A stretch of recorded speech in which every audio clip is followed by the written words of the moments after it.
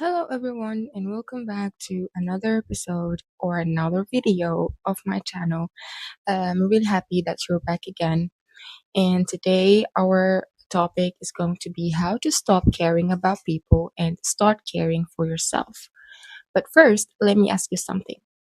Have you ever looked back at your life and realized that you weren't being kind and you were disappearing? Because that's what caring too much can be or can do. For me, it started really early, back in my teenage years in school. I cared deeply about what people thought about me. I was afraid of someone being mad at me, even when I hadn't done anything wrong. And if that sounds familiar, I want you to hear this part carefully. When you grow up believing peace comes from keeping everyone happy, you slowly learn to ignore your own feelings. That's what I did. I apologized when I was the one hurt. I checked on everyone. I stayed kind no matter how much it cost me inside. And at that time, I thought that made me a good person. But maybe it just made me tired. That habit didn't disappear as I grew older. It followed me into my early 20s. I felt responsible for everyone's emotions. Like if someone was uncomfortable, it was somehow my fault. And this is where a lot of us get stuck. We confuse being loved with being needed. So even when I was sad, even when I didn't want to do something, I still said yes. And maybe you've done that too. Said yes when your body was saying no. I tried the hardest to please the people closest to me, friends, people I cared about deeply. And here's the part no one talks about enough. People pleasing doesn't make you more valued. It often makes you invisible. It cost me my inner peace, my energy, my sense of self worth. I felt drained all the time, and I didn't even know why. If you're always exhausted emotionally, this might be your sign to ask who you've been carrying. One place this showed up clearly was social media. I wanted to start YouTube. I really did. But I kept thinking, what will they think? How will I look? What if they judge me? And maybe your version is in YouTube. Maybe it's starting something new, speaking up, choosing a different path. Caring too much about people's opinion doesn't just hurt your feelings, it delays your life. At some point, I had to choose myself in a quiet way, not by fighting anyone, not by proving anything. I simply stepped back from the situations that drained me emotionally.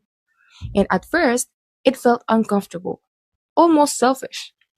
But then I noticed something important. Peace feels strange when you're not used to it. Choosing yourself won't always feel empowering right away. Sometimes it just feels unfamiliar. For a long time, the belief that kept me stuck was this: if I say no, I'll lose them. If I choose myself, I'll end up alone. And if that thought lives in your head too, I want you to know you didn't make it up. You learned it. But learned beliefs can be unlearned. University helped crack that belief for me. New people, new pressure, no time to please anyone. I was just trying to survive the day, and without realizing it, I stopped people pleasing for a while.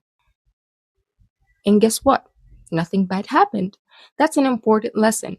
The world doesn't collapse when you stop performing. That's when I understood something freeing. Most people are not thinking about you the way you think they are. They're busy with their own lives, their own worries, their own insecurities.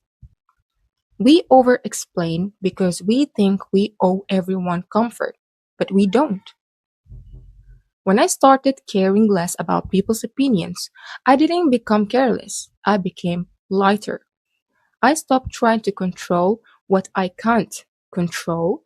I focused on what I can, how I feel, what I need, what feels right. And when your choices come from clarity instead of fear, your life starts to feel like it belongs to you again. Caring for myself now looks simple but powerful. It's saying no without guilt, setting boundaries without long explanations, protecting my peace like it matters, because it does. It's like getting to know myself again. Trying new things, spending time alone without feeling lonely. And maybe that's something you need too. Not more people, but more space to hear yourself. If I can sit with my younger self for 1 minute, I will tell her something I want to tell you too. You don't need everyone to like you to be worthy.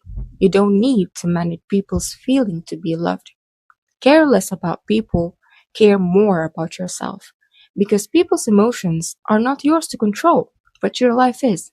And you are already enough.